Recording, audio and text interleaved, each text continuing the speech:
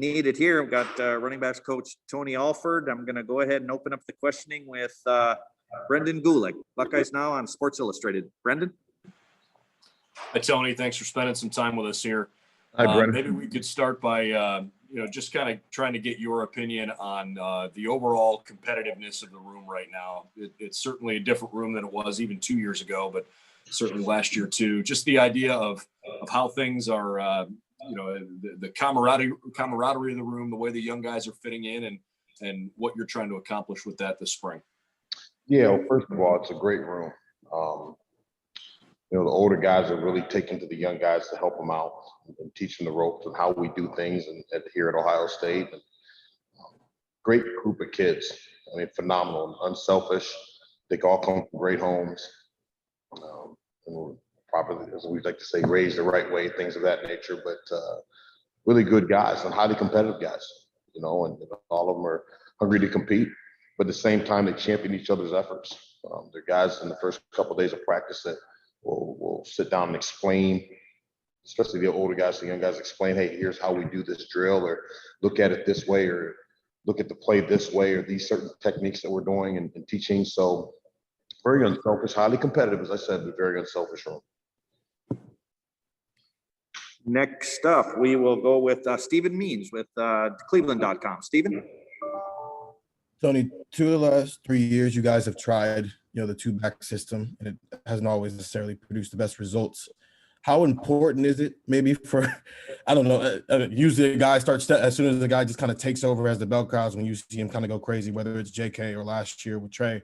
How important maybe is it between now and fall camp for maybe one guy to kind of emerge as that bell cow, or, is that two-back system something you still want to explore? Well, I say this all the time, and I said it last year, I said it 2 years ago, I said it 3 years ago, I've said it in my entire career, and I say it again. We're going to do whatever we need to do to win games, Steve. And, when some people might use, that's, using the two-back system or thing hasn't worked. At the end of the day, we're here to win games. And we say it hasn't worked, well, we won a lot of games around here. And we haven't won the big one like we want to in the past 2 years. Now, is that attributed because we played two backs or one back? That's debatable. But we're going to do whatever we need to do to win games. And if it's one guy and the bell cows, we like to say, then it shall be. If it's not, then it's not. But I think right now the biggest thing for us is to continue to grow as a football team, continue to grow as a unit, and obviously continue to grow individually with those players and be the best version of themselves and the best players they can be. And if that means that they emerge, one of them or two of them emerge and kind of separate themselves from the pack, then that shall happen. And in some regards, that may happen. But time will tell. Right now, we're just trying to get better every day and go from there. Thanks, guys. Next up, Joey Kaufman with the Columbus Dispatch. Joey. Tony, obviously Masters is the incumbent at running back, but you have a lot of options and a lot of depth in the running back room this year. So I'm wondering, how open do you see the competition for carries being, even with somebody like Master back? Well, he is. Right now, if we start a game tomorrow, he would be. He's an incumbent starter. He's played the most and had the most reps of anybody in the room. But there's other really good players here too. And I'm really anxious to watch Miyan Williams. Here's a guy that, he had smattering of carries, a very small sample size, but with what he did have, he was very successful in those opportunities. And so as he's continuing to grow into the program and in this offense, Marcus Crowley's coming back. Steele's had his moments. Now you got two young guys. So guys are going to get their opportunities. And they're going to get their opportunities. They're going to get the reps this spring. And, like we say in all positions here, that you get what you earn. And if those opportunities are deserved and earned, then they'll be there for them. Next up, Spencer Holbrook with Letterman Row. Spencer. Tony, a few years ago, JK started as a freshman and really made an impact. Do you kind of use where he was at this point in his career as like a litmus test to see how like Trey and Evan could potentially contribute as a freshman? Do you ever rely on like the past experience of playing a freshman to see where those guys are in their path? Well, I think that, I'd be lying if I said that you don't look at the past, to kind of set a gauge for where some things may go. I think we all do that in every walk of life. We do that in raising your own children. look at the past and maybe past experience to say, well, what could potentially be, but no, but then at the end of the day, each situation, you know, is its own situation in and of itself. And to try to put pressure on a young guy to say, well, JK did this back when a freshman, so you have to be able to do this. That's not fair. That's not fair to anybody. And I think that, you know, we'll go through, we've only been practicing for 2 days. I think these young guys are very explosive football players. You can tell they've got some twitch and some burst in them. We'll just continue to work with them and see where this thing goes. Next up, we'll go with Doug Lesmerises with Cleveland.com. Doug? Hey, Tony, you have six guys in that room that look like they all certainly can play. You can't play 6 running backs. How will you handle this? Are there some conversations that by this end of spring you may have with some guys just to have honest talk about the depth chart? Because we know sometimes it's hard to play 6 running backs here. Maybe there are guys here who would have a chance to play somewhere else if they chose that. Well, first of all, it is play 6 guys in a game. I've never done that. You know, maybe some other places have. I haven't. However, with that all being said, you know, one of the things you asked is about having honest conversations with the guys at the end of spring. And Doug, I would say to that point, absolutely. One of the things that I would like to think our program prides itself in, and me in particular, is I will have honest conversations with my players. And sometimes honest conversations are hard conversations. But at the same time, they're needed. And so when it comes time to have those conversations, then we'll have them. Right now it's not, you know, but when it's time to have those, we will. And at the end of the day, I keep going back to this. I'll always go back to this. Is our jobs are here is to develop our players and then to win football games. And the guys that prove that they can play winning football on a consistent basis and be at their best on a consistent basis, so to be the guys that are going to play. And we'll have those conversations when they need to be had. Thanks, Tony. Next up, we'll go with Steve Hellwagon, 24/7 Sports. Steve? Hey, Coach, I want to ask about Master. It seemed like he may have been a little tentative early in the season, but the Indiana game seemed like he really hit his stride and broke a big one there. And how important was that for him and maybe his development, just what you saw out of him, and then for this spring, what you want to see him improve on and take his game to another level? Yeah, I think it was good for him. It was good for everybody, you know, to see that he could break a long one and sustain that. So that was good, you know. And then I think moving forward, it's just, you know, his ability to make plays in space. When I say in space, when we do get it cracked to the second or third level, you know, I think that what Coach Stud has done with our offensive line and then the scheme and with that is, I think we have a chance to be elite there, and which is going to provide opportunities for the backs to get into the second or third level defenses. And then when we get back there, now we have to go to work and we have to be able to do things at that level, the defense, and make guys miss and, you know, be able to make big plays and generate big play opportunities for ourselves. And that's going to be the biggest thing, is that when we get out there, that can we go make those plays? Yeah, and those are things I'd like to see, not just Master, but all of us be able to work on as we move through the spring. Yeah, thanks. Next up, Bill Rabinowitz, Columbus Dispatch. Bill? Hi, Tony. Hi, Bill. I thought it was interesting when we talked to Tre'Veyon and Evan. Tre'Veyon said he can't wait to get hit tomorrow, and Evan's like, I can't wait to not get hit because he can score touchdowns. Can you kind of just describe what has stood out about each of those guys, and does that surprise you, those answers? Well, they haven't played football in a long time. You know, you think about the last time those guys played, they were juniors in high school. And so I think that we've got I won't say temper, that's probably not the right word, but understand that they haven't played with 22 guys on the field, you know, in a long time. And it's funny hearing him say, I can't wait to get hit. Well, don't worry, buddy, it's coming. It'll be upon you here soon.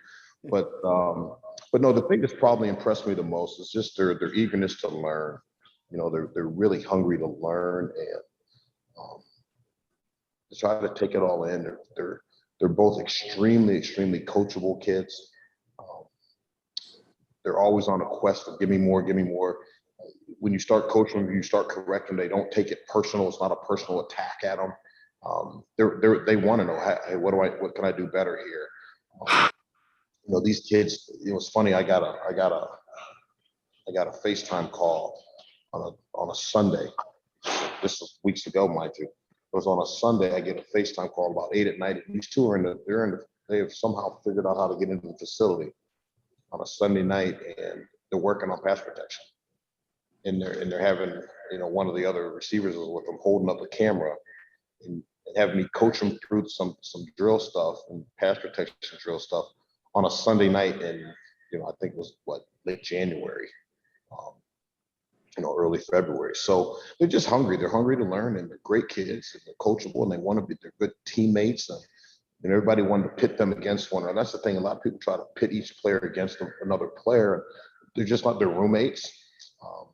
But then, you talk about our room. These kids, they want to help each other become better. And so they help. So it's not a deal where they're pitting one skills versus the next and kind of looking over the shoulder. We don't have that type of room, that type of environment. And these kids fit right in, and I'm thrilled. Thrilled where they're at. I'm thrilled with the development that they've shown thus far. And now we got to get better. We got to get better in a hurry. But I'm very pleased with where they're at this juncture. Who's a better cook? They're competitive. Better cook? Well, I don't know. I don't know. Evan says he's the best, so I'm. Something though. They're more than welcome to come to my house, and I'm more than willing to eat and see who can do what. Next up, we'll go to Tony Girdman, Buckeye Scoop. Tony. Hey, Tony, I want to ask about Marcus Crowley, who finally got to get back last year late. Close is he to returning to his freshman form and then being even better than that? He said it took a little while he's cutting better now than he was last year. But how was that for him last year? What did you see from him, and what are you seeing from him now? Well, I think last year, he's a little frustrated as we went through the year and, wasn't playing much, and as he was coming back from injury and he had some setbacks and things like that. But, quick story is we're playing the Alabama game, and, he gets tackled he has a couple carries and things happen. He gets tackled, he comes standing on the sideline. And he looks up and he says, hey, he goes, man, I apologize. This is the middle of the game. I said, apologize, what are you talking about? He goes, you've been saying I wasn't ready. And he goes, I'm not. He goes, you're right. And it took him playing, kind of getting knocked off balance because he wasn't strong enough and things like that, where he upon himself, he was like, yeah, I see it. You're right. And sometimes, again, those are hard conversations, but they're real conversations, right? And but now he is. I think he's getting better. And he's really has done a good job of committing himself, or trying to commit himself to getting stronger and just more girth and strength, so he doesn't get knocked off his feet as easily. Has changed direction. But Mark's a competitive kid, and he's had a really good off season. He's had a really good off season. So I'm anxious to see where this continues to go. He's gaining the weight. He's getting the weight on that we want him to have. Now is he going to be able to hold it and sustain the weight as we want him to do? But he's had a really good focus. He's had a really good focus this past couple months during the off season. We move into the spring, and I'm really excited to see what he does, because Marcus got a lot of talent. Next up, we'll go Nathan Baird, Cleveland.com. Nathan. Hold on, Nathan. Hold on. Tim, who are you waving to? I'm just trying to get Jerry's attention. Oh, I got you. I'm back on mute now. All right, Nathan. Yeah, I'm just curious. A year ago at this time, you were down to one scholarship running back after Master got hurt, and then, as other people said earlier, now you've got 6. How, as a coach or as a motivator, how do you sort of cultivate that in this spring and in the off season to try to get, I guess, to that best result of finding that 1 or 2 guys who can separate? Well, you got to put them in competitive situations. And one of the things I said to them is every detail, and I said it this morning to them, every single detail matters. When we're sitting in a meeting and I ask a question, they all have these laser pointers. And I ask the question, well, how do you answer the question? Do you answer definitively? Are you right? Are you wrong? That's a rep. When we go out on the practice field and we run a drill. Did you do it right? Did you do it as hard as we want you to do it? You know, and our adage of 4 to 6, A to B, that's a drill. So, you know, when the talent's equated and there's a lot of talent in our room, the small things are gonna tip the scales, if you will.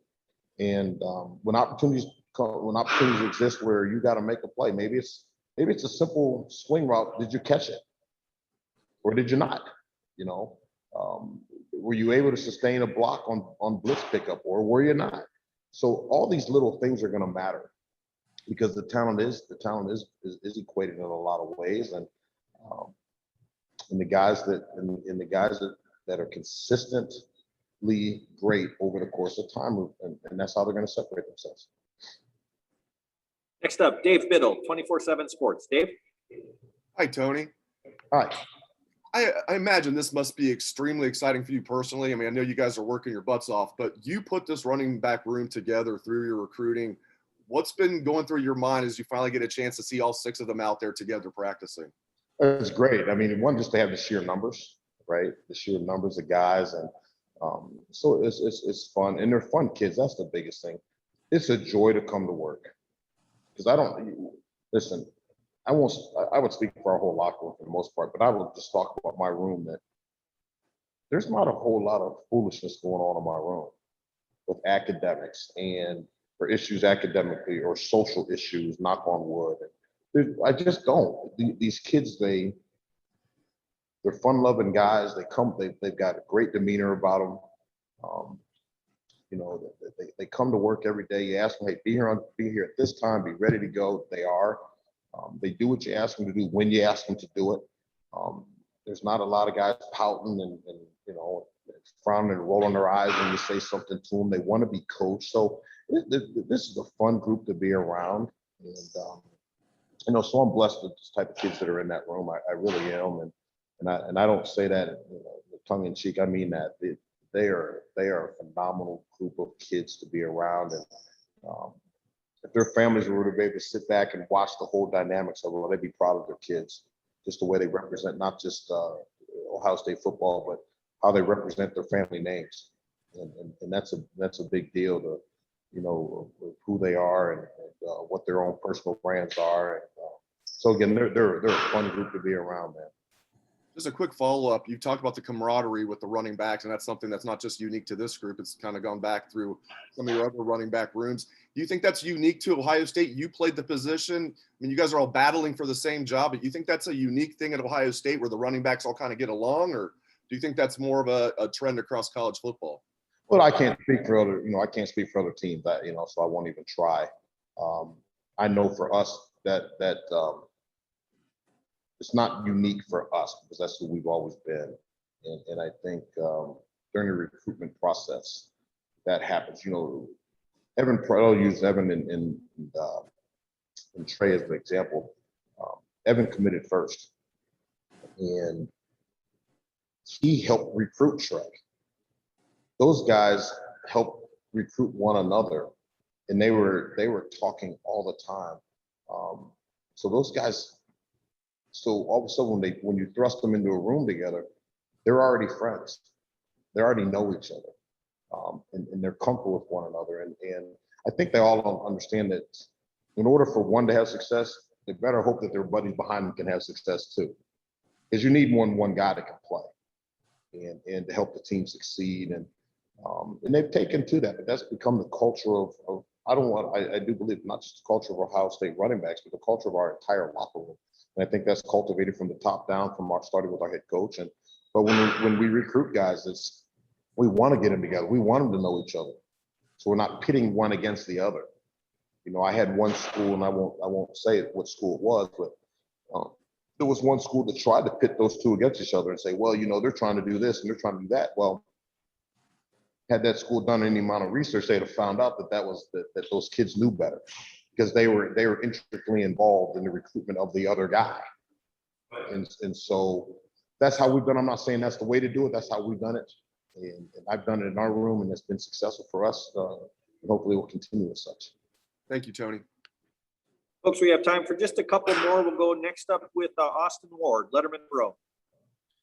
Hey, Tony. I want to take away some of your normal things. You don't have a crystal ball. We know you've never had, 6 guys quite like this, open competition, all that. But how much time did you spend thinking about the way you might structure practice if it's open for all 6? Is it different from other position battles that you've had? Like this spring, it has to have been a little bit different for you mentally, maybe, to prepare for it. Yeah, one of the things I've talked to them all about this, that there'll be some days that some guys are going to get more reps than others, and they need to understand that.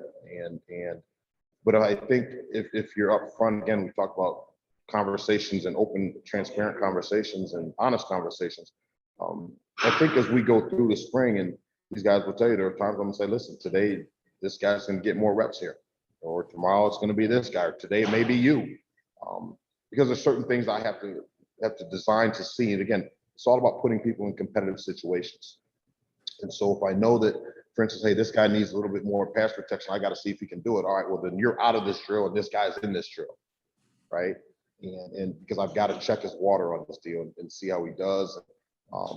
But as I haven't been in a situation where I've had this many guys that we've got to get reps for, to see not only, but say, well, see that he can't do it. Well, maybe I want to see that he can do it, right? And you use the positive side of it. So it's a little unique, it's a little unique since previous years, but it's also a fun challenge. I think it's for me as a coach as to make sure that every single day that I come in here into this building, I've got to be prepared and have a very clear, concise plan of exactly how I want to attack this day, so that nothing gets lost in the shuffle.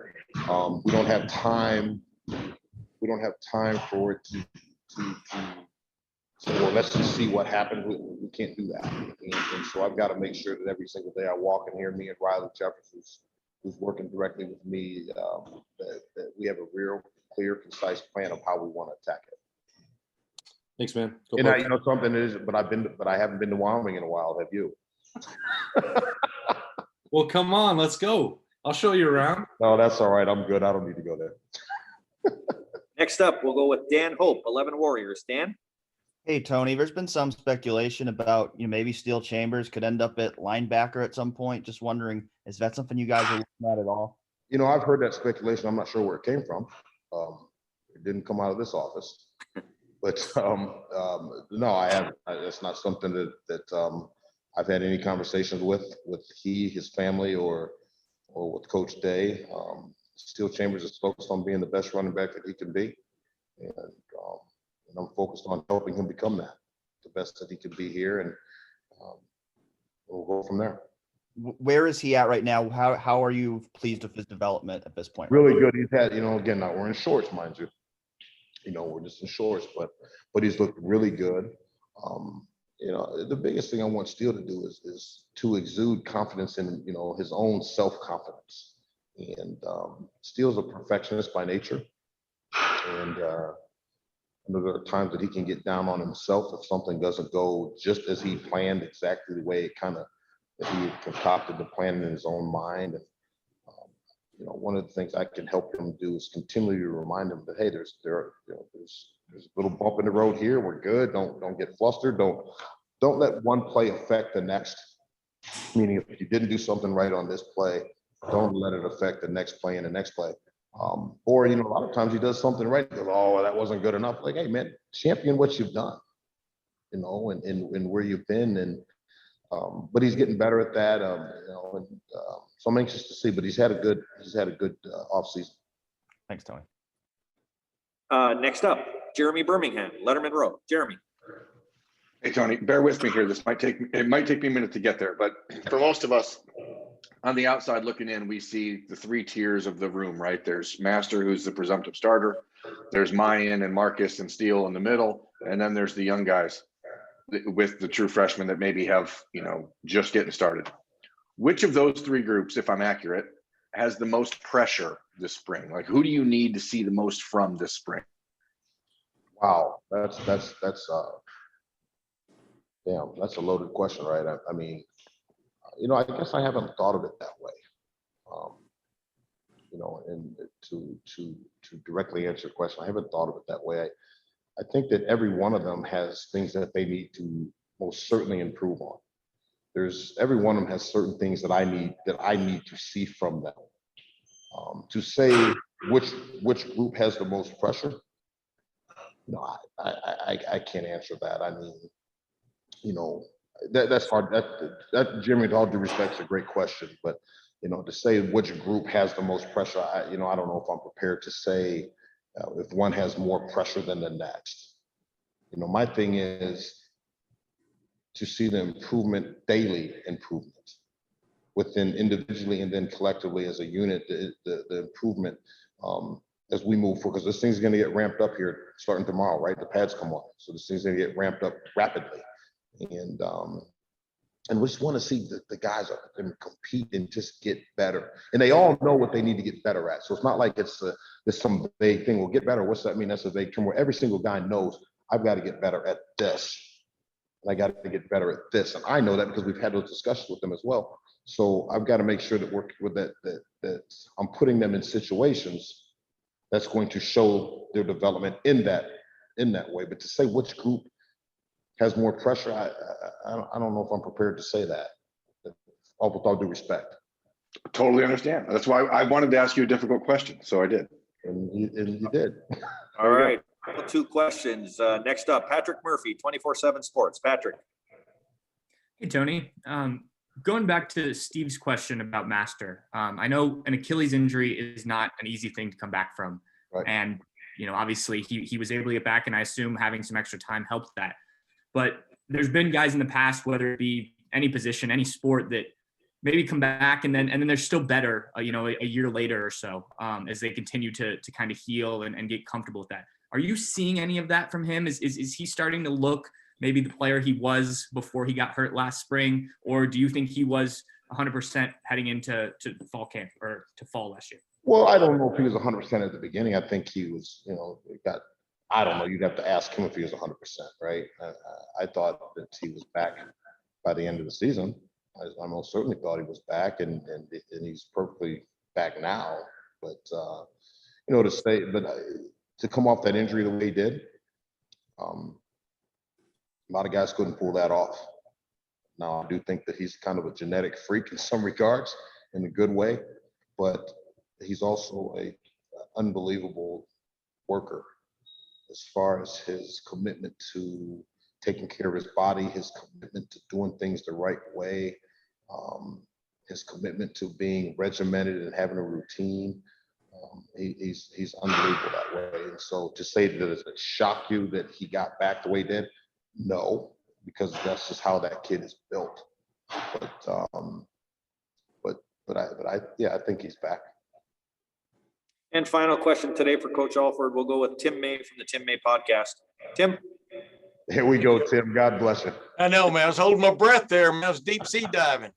Hey, Tony, number one, you were a bell cow at one point in your career. And I wanted to ask you how much that helped your confidence knowing you were the guy, from day to day. And then past that, I know you're paying attention to the big picture.